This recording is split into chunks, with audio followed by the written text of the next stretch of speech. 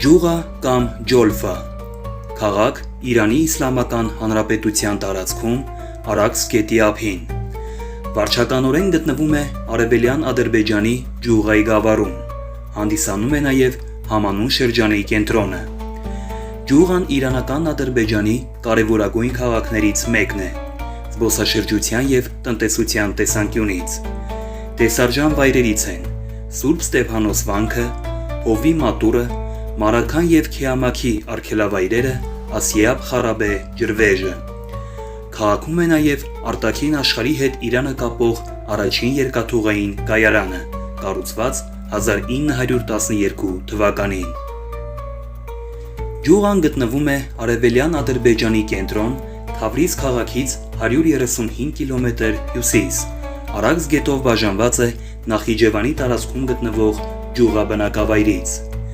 Ջուղայի գավառի տարածքում ուսանում են մոտ 18000 աշակերտ և մոտ 450 ուսանող հաճախում են բուհեր։ Քաղաքի աշխատող բնակչությունը զբաղվում է սպասարկման, վարչական, տրանսպորտային, մաքսային,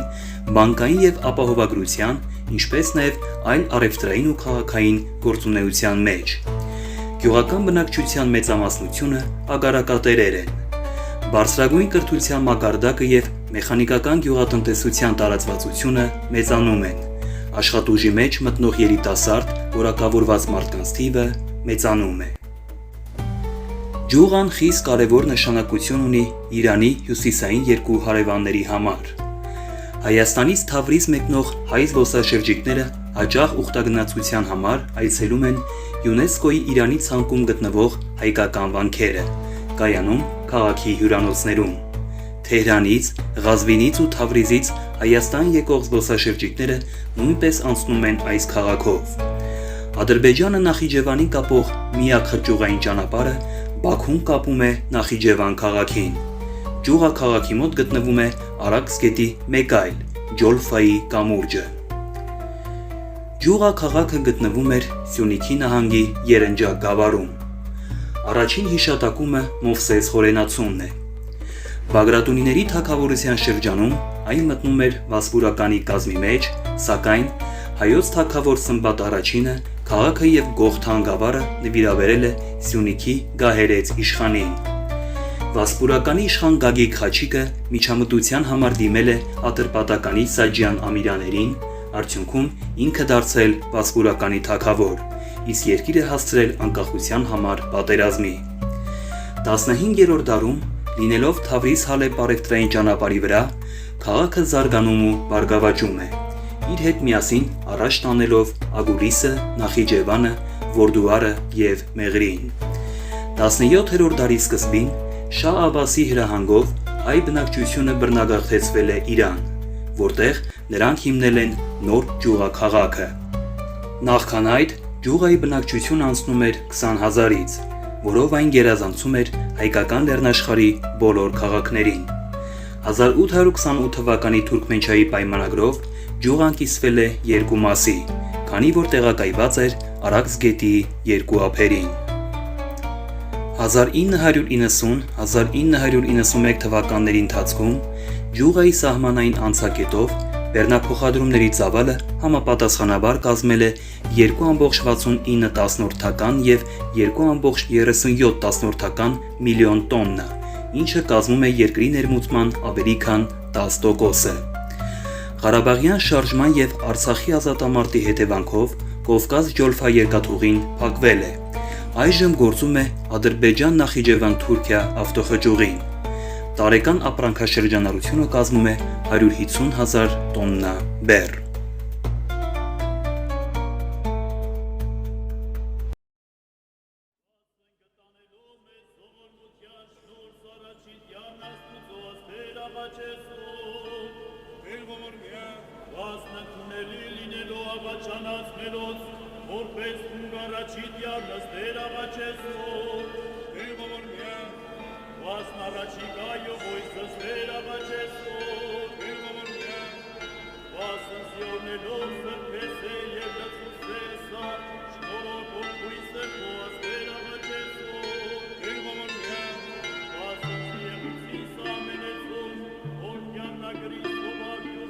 Gris,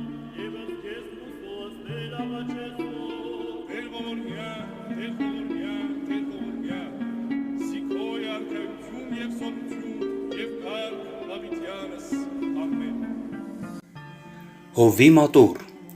հայ առաքելական եկեղեցի Իրանի արևելյան Ադրբեջան նահանգի գյուղաքաղաքից 8 կիլոմետր հյուսիս-արևմուտք։ Պատկանում է Մեծի տան Կիլիկիո կաթողիկոսության ատրպատականի հայոց թեմին։ Հովվի մատուռը գտնվում է Արաքս գետի ափին, որից այն կողմ գտնվում է Նախիջևանի ինքնավար հանրապետությունը։ Եկեղեցուց 11 կիլոմետր արևելք գտնվում է Դարաշամբի Սուրբ Ստեփանոս նախավկա վանքը, ոչ հեռու Դարաշամբի Սուրբ Աստվածածին վանքը։ Այստեղից 150 կիլոմետր հեռավորության վրա Մակու քաղաքի շրջակայքում գտնվում են Սուրբ Թադևոսի վանքը և Ծործոր եկեղեցին։ Միասին դրանք ընդգրկված են ՅՈՒՆԵՍԿՕ-ի համաշխարհային ժառանգության իրանական ցանկում։ Մատուռի անվանումն ավանդական բացատրության հետ մեկտեղ մեկնաբանվում է այն փաստով, որ շրջակա եկեղեցապատկան հողատարածքները գլխավորապես արոտավայրեր էին։ Այդտեղ շրջակա գյուղերի հովիվները իրենց օտերն էին արածեցնում։ Ըստ ավանդության, մատուռը կառուցվել է երկու եղբայրների կողմից։ Նրանց երկու մատուռներից մեկը գտնվում է Իրանում, մյուսը Նախիջևանում։ Արաքս գետի մյուս ափին գտնվող մատուռի նմանակը կործանվել է վերջին տարիների ընթացքում։ Գյուղայի հայերը հովվի մատուռը կառուցել են Արաքս գետի քարքարոտ աջ ափին 1518 թվականին։ Ռուս-պարսկական պատերազմից և Թուրքմենչայի պայմանագրի կնքումից հետո Արաքսը դարձել է Իրանի հյուսիսային սահմանը, եկեղեցին ներառելով Իրանի տարածքում։ Վերակառուցվել է 1836 թվականին։ 2003 թվականի մարտի 8-ին ներառվել է ՅՈՒՆԵՍԿՕ-ի համաշխարհային ժառանգության իրանական ցանկում որպես հայկական վանական համալիր։ 2015 թվականին նորոգվել է տանիքը և գմբեթը։ Ապրիլին տեղի է ունեցել եկեղեցու օծումը ի հիշատակ հայ նահատակների։ Արտաքնապես եկեղեցին քառակուսաձև է, ներքուստ խաչաձև հիմքով։ Ներսում միաժամանակ կարող է տեղավորվել 10 մարդուց ոչ ավելի։ Հիմնական մուտքը կառույցի արևմտյան մասում է, իսկ նրա խորանը գտնվում է արևելյան կողմում։ Զուրկ է նկարներից։ Եկեղեցին ունի փոքրիկ շրջանաձև գմբեթ 4 պատուհաններով։ Եկեղեցու արևմտյան կողմում ավերված շենքի մնացորդներն են, որոնք հավանաբար կազմում են եկեղեցու մի մասը։ Եկեղեցու շուրջը եղել է խաչքար, որի մի մասը տեղափոխվել է Թավրիզ քաղաք։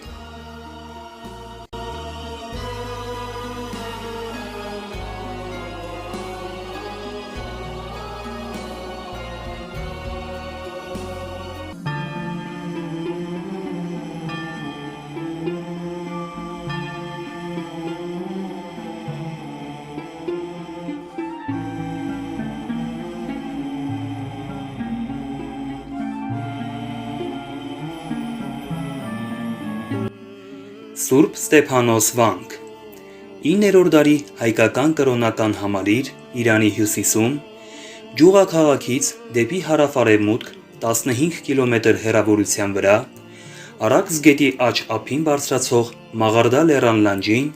հայկական Դարաշամբ բնակավայրից մոտ 1 կիլոմետր արևելք։ Հետագա դարերում մի քանի անգամ վերանորոգվել է։ 2008 թվականին այն գրանցվել է ՅՈՒՆԵՍԿՕ-ի համաշխարհային ժառանգության իրանական ցանկում։ Ըստ 12-րդ դարի ասորի ժամանակագիր Միքայել Ասորու հիմնադրել է Բարդուղիմեոս առաքյալը։ Գրավոր առաջին տեղեկությունը Խաչիկ Արշարունի կաթողիկոսի 1976 թվականի կոնդակն է, որով հաստատվել են վանքին հարկատու կալվածների սահմանները։ Նույն թվականին վանքը վերահաստատել և վերաշինել է Բաբկեն եպիսկոպոսը։ Սուրբ Ստեփանոս եկեղեցու օծմանը ներկա են եղել Խաչիկ Արշարունին և հայոց աշոտ ողորմած թագավորը, որոնք վանքին ընդարձակ տիրույթներ են նվիրել։ Աշոտի դուստր Ռիփսիմեն 981 թվականին վանքին կտակել է աստապատի իր դաստակերտը, այգիներ և արտեր։ Կտակում նշվում է, որ վանքապատկան 3 եկեղեցիները Սուրբ Ստեփանոսը, Սուրբ Աստվածածինը և Սուրբ Գևորգը խարխուլ էին, և գլխավոր եկեղեցին նորոգել է իր հայրը։ Վանքը հիշատակվում է 1173 թվականին նկարազարդ ձեռագրի ընծայման կապակցությամբ։ 1270 թվականին նկարագրել է Վարդան Բարձրբերդցին։ 1330 թվականին մոնղոլ Աբու Սաիդ իշխանը հաստատել է վանքի կալվածքները։ 13-ից 14-րդ դարերում վանքը հայտնի մշակութային կենտրոն էր։ 1332 թվականին այնտեղ 10-ից ավելի վանականներ ձեռագրեր են ընդօրինակել, գործել է նաև դպրոց։ 1331 թվականին գրված Նարեկի հիշատակարանում վանքն անվանվում է մեծ ու հռչակավոր։ Դեռ 1427 թվականին հիշատակվում են նրա 3 եկեղեցիները, սակայն 1541 թվականին հայոց կաթողիկոս Գրիգոր Բյուզանդացու կոնդակում նշվում է միայն Սուրբ Ստեփանոսը։ 16-րդ դարում վանքը խարխուլ էր։ 1589 թվականին Մարտիրոս վարդապետը նորոգման աշխատանքներ է կատարել։ Մովսես Գ. Տաթևացի կաթողիկոսը 1631 թվականին վանքին դրամահավաքի իրավունք է տվել եւ հորդորել ժողովրդին օժանդակել այս կարևոր հոգեվոր կենտրոնի պահպանմանը։ Ըստ 17-րդ դարի պատմիչ Առաքել Դավրիժեցու 1633 թվականին վանահայր դարձած Հակոբ Ջուղայեցին մինչև հիմքերը քանդել է վանքի եկեղեցին ու մյուս շինությունները եւ կառուցել նոր եկեղեցի, պարիսպներ եւ նրանց կից բնակելի եւ օժանդակ շենքեր։ Ըստ Սուրբ Ստեփանոս եկեղեցու գմբեթի թմբուկի արձանագրության դա կատարվել է 1643-ից 1655 թվականներին, իսկ շինարարությունը շարունակվել է մինչև 1662 թվականը։ Հակոբ Դ. Ջուղայեցու ամենայն հայոց կաթողիկոս ընտրվելուց հետո վանքի շինարարությունը շարունակել են Հովանես, Պետրոս եւ Հակոբ Շամբեցի վանահայրերը։ Կառուցել են արևմտյան պարիսպը, սեղանատունը, խցերը եւ զանգակատունը։ 1759 թվականին վանքի շենքերը վնասվել են երկրաշարժից։ Սուրբ Ստեփանոս եկեղեցին հետագայում նորոգվել է 1704, 1826 եւ 1865 թվականներին։ Հյուսիսային բակի սենյակները նորոգվել են 1832 թվականին, իսկ 1840 թվականի երկրաշարժից վնասված զանգակատունը 1879 թվականին։ 1828 թվականի Թուրքմենչայի պայմանագրով Արաքս գետը դարձել է ռուս-պարսկական սահման եւ վանքը կորցրել է Նախիջևանի ու Գողթնի իր թեմերը, իսկ Ատրպատականից հայերի արտագաղթից հետո զրկվել եկամուտներից։ Փակվել է դպրոցը։ Գրադարանի ձեռագրերը փոխադրվել են Էջմիածնի մատենադարան։ Դարաշամբի Սուրբ Ստեփանոս նախաբակավանքի եւ Արտազի Սուրբ Թադևանքի թեմերի միավորումով կազմվել է Ատրպատականի առաջնորդություն Թավրիզ կենտրոնով։ 1917-ից 1921 թվականներին թուրքերը 4 անգամ թալանել են վանքը եւ հրկիզել գրադարանը։ 1973 թվականին մինչև վանքը կառուցվել է ավտոխճուղի։ 1983 թվականին Իրանահայ համայնքի եւ Երկիր եւ մշակույթ կազմակերպության նյութական օժանդակությամբ Իրանի պետական Միրասեֆ Ֆարհանգի հաստատությունը թիթեղապատել է տանիքները, հենակներով ամրացրել զանգակատան խարխլված կամարները, վերակառուցել արևելյան բակի քանդված խցերը, վերանորոգել խոհանոցն ու սեղանատունը։ Կիսաշրջանաձև բուրգերով ուժեղացված պարիսպներով շրջապատված ուղղանկյուն համալիրի շենքերը խմբավորված են երկու բակերում, որոնցից հյուսիսում են գտնվում Սուրբ Ստեփանոս եկեղեցին, հարավից կից երկհարկ երաստիճան զանգակատնով եւ Սուրբ Պողոս Պետրոս միանավ թաղածածկ եկեղեցին։ Դեղնակարմրավուն ֆելզիտային տուֆի մաքուր տաշված քարերով կառուցված Սուրբ Ստեփանոս եկեղեցին ներքուս խաչաձև է, եռախորան, արևմտյան ուղղանկյուն թևով, արտաքուստ ուղղանկյուն։ Պատերը ներսից աղյուսապատ են եւ սվաղված։ Խորանները յոթանիստ են, անկյունային սենյակները երկհարկ։ Վերնահարկ ունի նաեւ արևմտյան խաչաթևը։ Զարդարված է 17-րդ դարի եւ 1826 թվականի որմնանկարներով։ Կամարաշարով ու պատկերաքանդակներով հարդարված 16 նիստանի թմբուկով գմբեթը պսակվում է հովանացաձև բեղարով։ Ուշ միջնադարի հայ ճարտարապետության մեջ Սուրբ Ստեփանոս եկեղեցին առանձնանում է իր գեղեցիկ հարդարանքով։ Այստեղ ճակատների հետ ներդաշնակ ամբողջություն են կազմում ավետարանական թեմաներով բազմաթիվ պատկերաքանդակները եւ զարդաքանդակները, իսկ ներսի հետ զարդանկարները եւ որմնանկարները։ Դարաշամբի Սուրբ Ստեփանոս նախավկա վանքի բազմաթիվ եւ բազմազան պատկերաքանդակներն իրենց գեղարվեստական բարձր արժեքների եւ ինքնատիպ առանձնահատկությունների շնորհիվ դասվում են ուշ միջնադարի հայկական արվեստի գլուխգործոցների շարքին։